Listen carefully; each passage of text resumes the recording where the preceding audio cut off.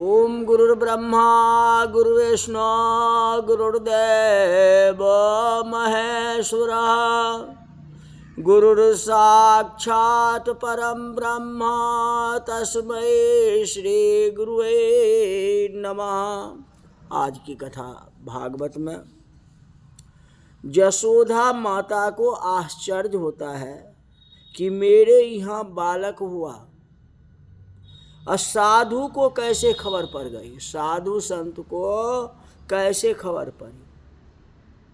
उनके गुरु ने कुछ कहा है या गोकुल में भगवान आए हैं। यशोदा मैया झरोखे से देखती है तो भगवान शंकर खड़े हैं, और शंकर भगवान साधु के वेश में आए थे। कुछ भी हो पहचान तो हो ही जाता है, चाहे लाखों रूप बदल लो, लेकिन जिसका रूप है वो रूप तो आ ही जाएगा ना, तेज उनका कहाँ से जाएगा। शंकर भगवान के जैसे दिखता है। यशोदा मैया बारंबार हाथ जोड़ती है, महाराज हम तो संसार में फंसे हुए हैं, हम आपको क्या पहचान सकेंगे। आपको बड़े सिद्धि लगते हैं, आप कोई महान पुरुषों में आपको वंदन करती हूं। यह भिक्षा आपको कम लगती है क्या? फल फूल जो दिए हैं क्या ये कम लगती है क्या? छोड़ो, आप जो मांगो सो मैं आपको कमंडल में देती हूं। आपको कंबल देती हूं, सोना चांदी जो लेना है सो ले लो, जो मांगो मांग लो, पर मैं लाला को बाहर नहीं निकालूंगी, लाला को दर्शन नहीं कराऊंगा। राजा दशरथ जी तो विश्वामित्र जी को यही कहे कि सब कुछ ले लो, सर्वस्व ले लो, लेकिन राम देत नहीं बने गोसाई। उसी तरह यशोदा मैया कहती है लल्ला का दर्शन मुश्किल है, मैं बाहर नहीं निकाल सकती। मेरा कन्हैया कोमल है और आपके गले में सर्प का माला है। अब उसको देख करके यह डर जाएगा, उसको भय होगा, मैं लाला को बाहर नहीं निकालूंगी। शिवजी अस्मित हास किया और कहा मैया लाला को डर नहीं लगेगा, क्योंकि ये देवों के देव है, कालों को भी काल है। भुवनेश्वर कालों कर काला। शिवजी धन है, शिवजी संत को सर्वस्व, शिवजी धन संतन को सर्वस्व। श्री कृष्ण शिव जी का धन है, यही देवों के देव हैं, और यही बालक भी है, और यही काल है। यशोदा मैया बहुत कम पढ़ी लिखी थी, उस समय की बात है। यशोदा मैया कुछ नहीं समझती, बोली महाराज आप ये क्या बोलते हो, ये संतों का सर्वस्व है। हाँ मैं तो नहीं जानती, ये कहते जो काल का काल है, मैं नहीं समझती ये बात। काल का क्या काम होता है यहाँ, ये उदाहरण आप क्या दे रहे हो, मैं कुछ नहीं जानती। मैं सिर्फ इतना ही जानती हूं कि यह मेरा बालक है और मैं उसकी मां हूं, मैं दूसरा कुछ समझती ही नहीं। आप ये क्या बोलते हो? शिव जी ने कहा मैया तेरा कन्हैया मुझे पहचानता है, आप पहचानो या न पहचानो, लेकिन कन्हैया मेरे को पहचानता है। मुझे देखेगा तो ये राजी हो जाएगा और प्रसन्न हो जाएगा, मुझे ये पहचानता है। यशोदा ने कहा महाराज आप क्या बोलते हो? मैं इतनी बड़ी हो गई, मैंने आपको आज तक देखा नहीं, अब मैं आपको पहचानती हूँ, पहचानती नहीं। मेरा 2-3 दिन का बालक आपको कैसे पहचान पाएगा? जब मैं आपको नहीं पहचान रहा हूं, मान के चलो, तो ये बालक का तो जन्म ही हुआ है, बालक कैसे आपको पहचान जाएगा? ये कैसे होगा? शंकर भगवान कहा, मैया मैं कभी झूठ नहीं बोलता, मैं सत्य कहता हूं, कन्हैया प्रसन्न हो जाएगा, मेरे को पहचान लेगा। यशोदा मैया ने कहा कि महाराज हठ न करो, ज्यादा जिद मत करो, मैं लाला को बाहर नहीं निकालूंगी।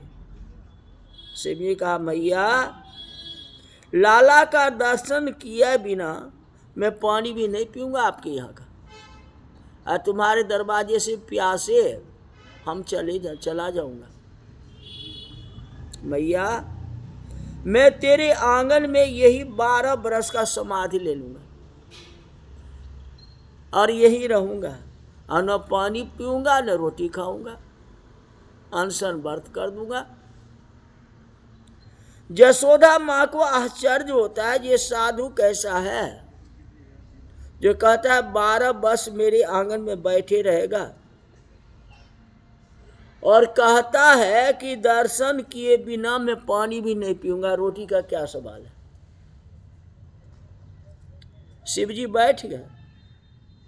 नंदगांव में आसेश्वर महादेव का मंदिर अभी भी है, माने आस करके बैठे हुए थे ना, मुझे दर्शन हो जाए कन्हैया के, इसलिए वहां आसेश्वर महादेव श्री कृष्ण के दर्शन की आशा में बैठे, इसलिए उनका नाम आसेश्वर महादेव हुआ। शिव जी श्री कृष्ण भगवान का ध्यान करने लगे। श्री कृष्ण शिव जी के हृदय में आ गए। ध्यान कभी जड़ वस्तु का न करो, ध्यान जो है चेतन का करना चाहिए। जो जड़ वस्तु का ध्यान करता है उसकी बुद्धि भी जड़ हो जाती है। जड़ वस्तु को ध्यान करने से लाभ नहीं है, ध्यान चेतन का करो। किसी को प्यास लगी हो और कोई पानी का ध्यान करे और पानी पानी पानी ऐसा रटन करे, तो पानी कभी मानव के पास नहीं आएगा। मानव को उठ करके पानी के पास जाना पड़ेगा, क्योंकि पानी जड़ है। किंतु आप जहां बैठे हो वहीं बैठ करके श्री राम कृष्ण का प्रेम से ध्यान करो। भगवान चैतन्य है, जहां बैठे हो वहीं प्रकट हो जाएंगे। ध्यान चैतन्य है, परमात्मा का ध्यान करो। शिवजी महाराज श्री कृष्ण का ध्यान करते करते करने लगे। श्री कृष्ण शिव जी के हृदय में आ गए। यशोदा मैया का कन्हैया रोने लगा। अभी तक रोया नहीं था, वार्तालाप जब तक हुई थी तब तक नहीं रोया था। अब कृष्ण भगवान रोने लगे। यशोदा मैया स्तनपान कराती है। स्तनपान नहीं करते हैं, हाथ में खिलौना देती है। कन्हैया फेंक देता है। लाला को बाहर जाने की इच्छा है, लाला को बाहर जाने की इच्छा है। शिवजी के दर्शन करने के लिए आए हैं। शिवजी दर्शन के लिए आतुर है। श्री कृष्ण के शिवजी का दर्शन करने की इच्छा हुई। भक्त भगवान के दर्शन के लिए आतुर है। कभी कभी भगवान को अपने भक्त को देखने की इच्छा होती, मेरी माँ मुझे बाहर नहीं जाने देती है, मुझे बाहर जाना है। बाल कृष्ण रोने लगे। लाला को क्या होता है? यशोदा मैया मनाती है। गोपियों ने सुना। आज बालक रोता है, दौड़ती हुई आई, बाल कृष्ण को मनाती है, बेटा तुम्हें क्या हुआ? 3-4 दिन में कभी रोया नहीं, आज क्यों रो रहा है? बाल कृष्ण हाथ ऊंचा करते हैं, मुझे बाहर जाना है, मैया बाहर जाने दो। एक गोपी ने कहा, मैया बाहर आंगन में जो साधु बैठा है उसके होठ हिल रहे हैं, मुझे ऐसा लगता है उसको दर्शन नहीं कराया, इसलिए वहां बैठ करके उसने मंत्र का जाप कर रहा है। दूसरी गोपी ने कहा, मैया मैंने बहुत से साधु देखे, ऐसा साधु देखा ही नहीं, आंख उठा करके किसी के सामने वह देखता भी नहीं है, उसको फल दो, मिठाई दो, कुछ खाता नहीं है, पानी भी नहीं पीता है। वह कहता है श्री कृष्ण का दर्शन करने के लिए मैं साधु बनाऊं। मैं साधु कहाँ हूं? साधु बनाऊं किसके लिए?